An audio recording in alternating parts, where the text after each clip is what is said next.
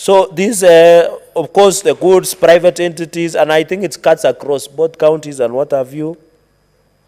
And then Madam Speaker, procureur shall pay to supply for delivery of goods works on the due date. And I think, Madam Speaker, that will assist because we are looking about 120 billion. Of course, the supplier is put in position to be able, by the supplier, Madam Speaker, because I'm running through to allow colleagues also, Madam Speaker. I think on the issue of interest, I don't know, Madam Speaker, in 2013, 2014, somebody who constructed a cattle dip in Nandi at BQ was 500,000. I don't know whether it makes economic sense to pay that person in 2023 500,000 shillings only. We must make it painful so that people who make decision of procuring don't do it haphazardly for convenience or getting kickbacks. We must put interest rate. Madam Speaker, and the Chair of Education, when you just walked in, Madam Speaker, and then we were having about a petition of teachers. I want to inform the House that those teachers have been paid. I think the process of paying them around, I think 16 billion. I think around 2,500 teachers that had moved to Nakuru High Court in 2008, they have been paid. But does it make sense to pay that teacher of 27,000 shillings now?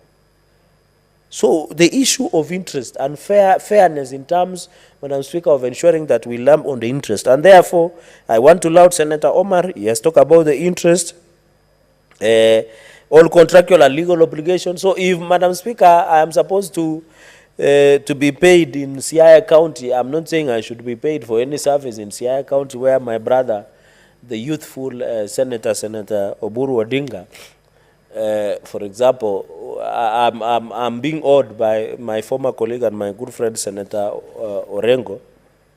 And the law says so long as legal contractual obligations have been made.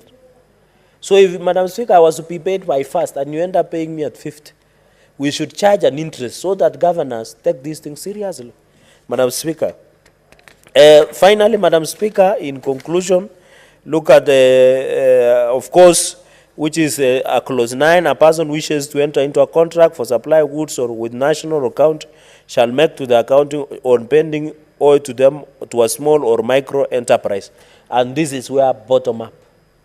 You know, we say during campaign, Madam Speaker, we start down, going up. And that is the intention. And that is why when you see Asla Fund, Madam Speaker, we are trying to tailor-make. Madam Speaker, I heard my colleague saying this. In conclusion, because I just wanted to give a snap, these are straightforward. People are saying we are introducing new taxes in the finance bill. We want to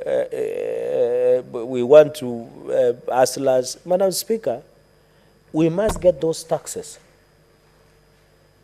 To get those taxes, because I highly doubt if there is somebody who wants 500,000 who is a hustler.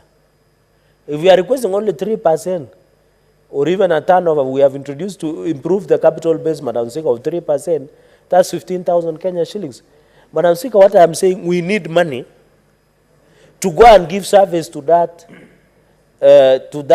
person in the village, Mamamboga and Boda. I've had people saying here, with all due respect to my senior counsel, saying the people in Nandi, I can confirm to this House, the people in Nandi are supporting the finance bill as is. Because what? We want resources, the taxes. You know, I have attended functions when I'm saying, and I don't know whether our colleagues get similar, even yourself. Mwananchi will stand and say, Senator, we need a road. We need an hospital. We need drugs. We need water. But where is the money that will do that job? It rules on taxation. So we need, Madam Speaker, to be honest with ourselves and have an honest conversation that for country to move forward, one is pay tax, but ensure that tax works for the people. The president has said as much, that even if he's given 1 shilling, he should protect that 1 shilling to ensure it gives value for your money. And I'm in the same page, Madam Speaker. Number 2, Madam Speaker, I said here, and I receive a lot of point of orders. There was 62 billion in terms of, Madam Speaker, as we talk today, can I shock you? Almost 1 trillion was given through tax exemptions, tax abandonments, tax evasions.